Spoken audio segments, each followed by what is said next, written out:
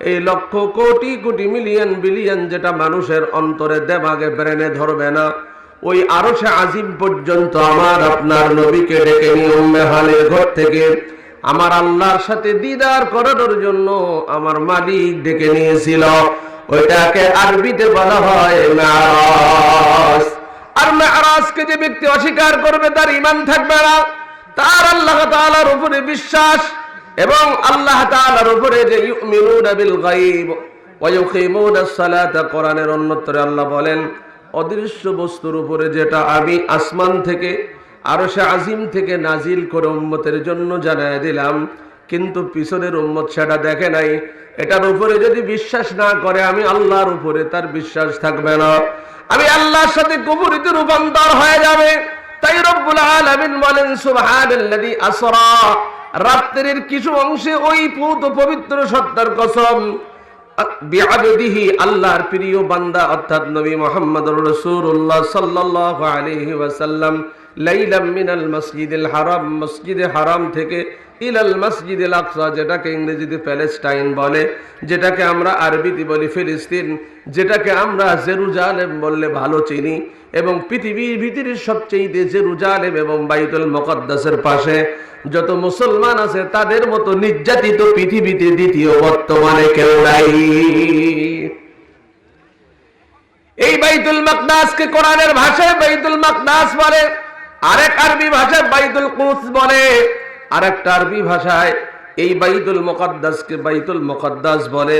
বাইতুল মুকদ্দাস এবং মক্কা শরীফ, মদিনা শরীফ এবং বাইতুল মাকদাস, এই তিন মসজিদের উদ্দেশ্য করে যে ব্যক্তি সফর করবে, রওনা করবে, যতক্ষণ পর্যন্ত মসজিদ পর্যন্ত না পৌঁছাবে তার আমলনামায় নেকি আর সওয়াব শুধু রানিং লিখতে থাকা হবে।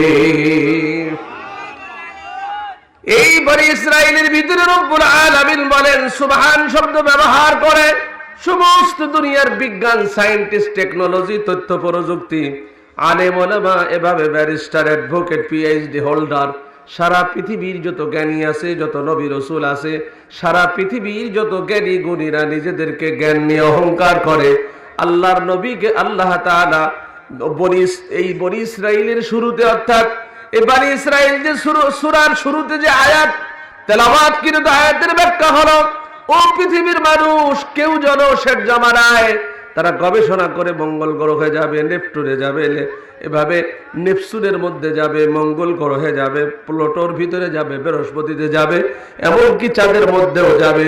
কোন বিজ্ঞান যেন অহংকার করে না বলতে পারে এত উপরে আমার মতো আর কেউ উঠতে পারে নাই।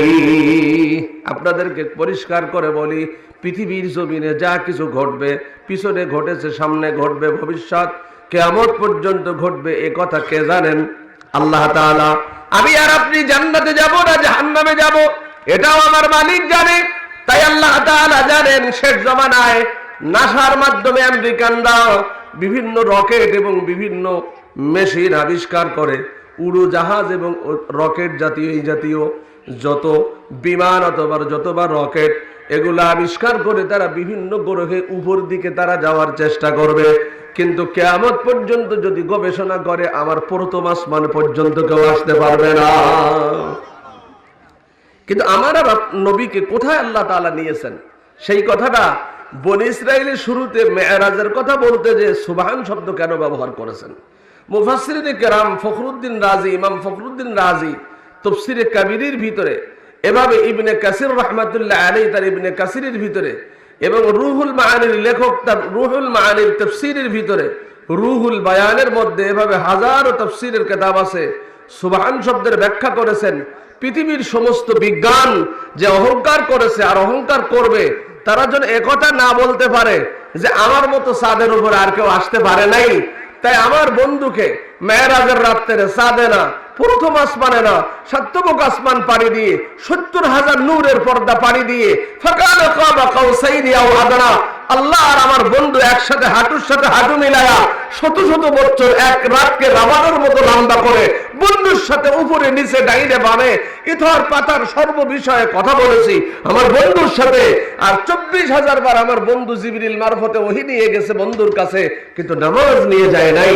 এই নামাজ উম্মতে মুহাম্মদের জন্য নবীর হাতে হাতে আল্লাহ দিয়েছে।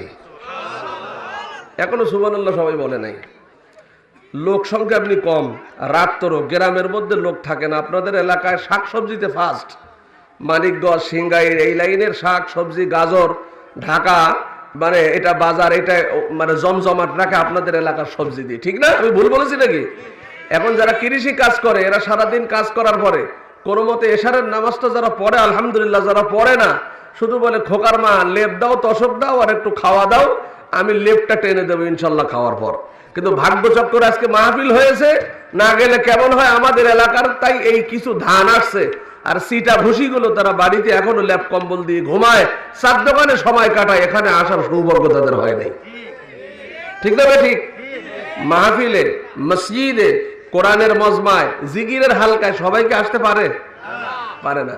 আমার আল্লাহ যাদেরকে পছন্দ করে এবং যারা আল্লাহকে পছন্দ করে তারা ছাড়া এই ময়দানে আর কেউ আসতে পারে না।